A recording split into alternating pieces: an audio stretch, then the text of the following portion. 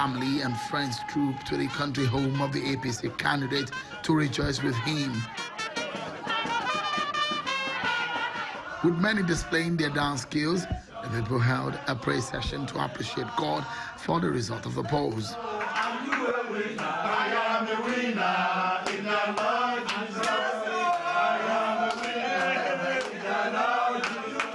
His victory at the polls is a demonstration that the institutions in Nigeria are functioning and Nigeria's democracy is working. And we just must continue to keep faith in order to ensure that our country commits fully to democracy, not to autocracy, not to dictatorship. And that's why the will of the people is so important. The ruling party in the state is not in any way at home with the outcome of the exercise. The PDP says arrest of its members, buying of votes, and intimidation by security agencies marred the Ekiti state governorship election. INEC on its own part reneged on its promise to have resource counted, declared, and tested on the wall of each polling station. There was nowhere INEC transmitted results from the polling centers as earlier promised. Ballot boxes were illegally moved to INEC offices, while our agents were disallowed from following the process. Election observers are already analyzing the conduct of the election and its outcome. Their observation will be very crucial for the forthcoming elections. Call on INEC to improve on access to polling units for persons living with disabilities, the elderly, pregnant women, and nursing mothers. We also call on INEC to improve on the secrecy of the balloting process as a means of addressing vote buying. The incidence of vote buying and voter inducement during elections undermines political legitimacy and makes a mockery of our democracy. This growing trend needs to be abated ahead of subsequent elections. The nation's fountain of knowledge has been under the spotlight for several weeks now.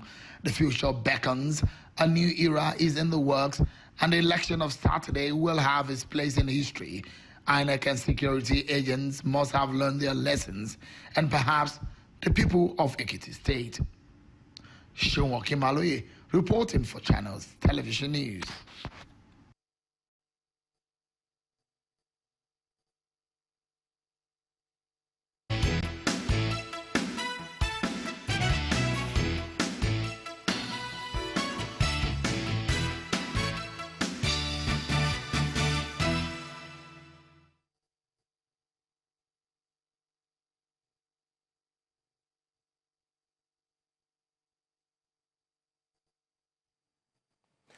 Well, you may have seen him in the report, but he's here to shed some more light on what transpired in Ekiti. Not here, but in Abuja.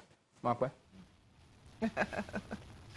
Oh, yes, indeed. He's here in Abuja. Mr. Clement Nwankwo joins us now, and he's of the Situation Room. You're welcome to Sunrise Daily. Thank you, Nwankwo.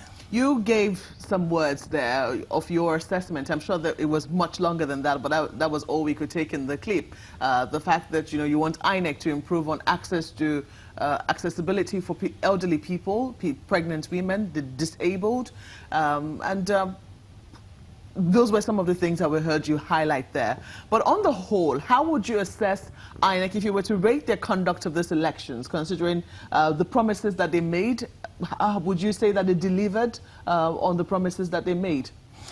Yeah, I think in observing the elections, we're more concerned about process and not necessarily the results of the election. And looking at the process from the point of preparation by INEC, the training of its staff, the deployment of the staff, the deployment of materials, logistics, and so on, and then actual election day implementation of the election, we did see huge improvements looking back to previous elections.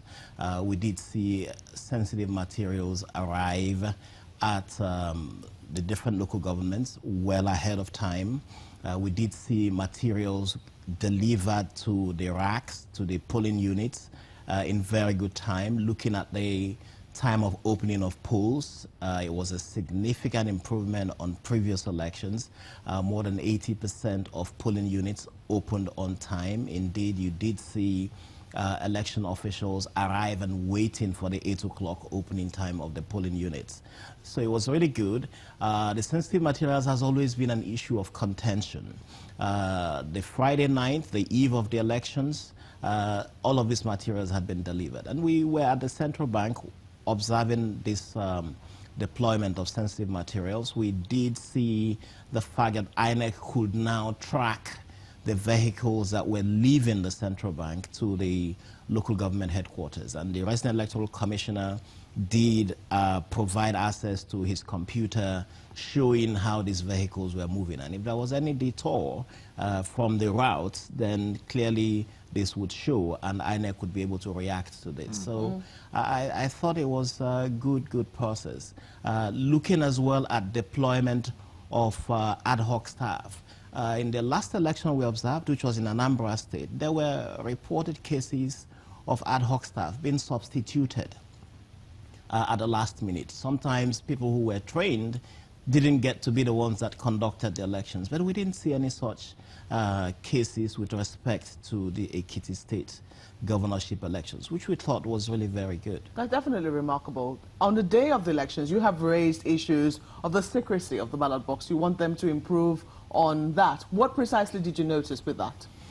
Well, I think for me that was the shame of the election. Not just, I think INEC has a responsibility to provide and ensure that the constitutional safeguard of secrecy of the ballot is defended.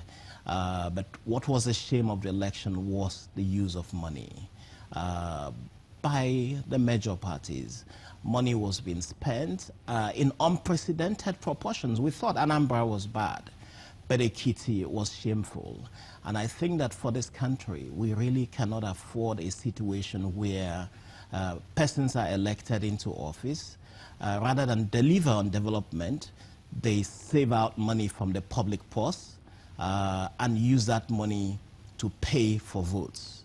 I think that if we shouted loud about the huge sums of money that was spent in 2015 for the elections, what happened in Ekiti is really 2015 is child's play. So you say it was shameful. Yes. But how shameful was it? I mean, how blatant was this vote buying? Did you see it was very blatant. Some of the parties set up shops in polling units and were giving out money.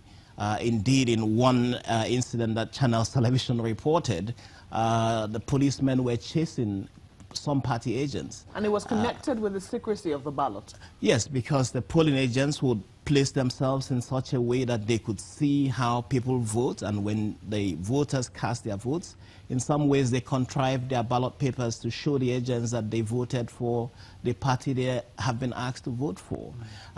We did hear incidents of people be receiving monies through bank transactions. So people would have monies paid into their banks. They would be able to receive alerts about this, and they would get paid for it. So, again, I must emphasize that this was not just one political party.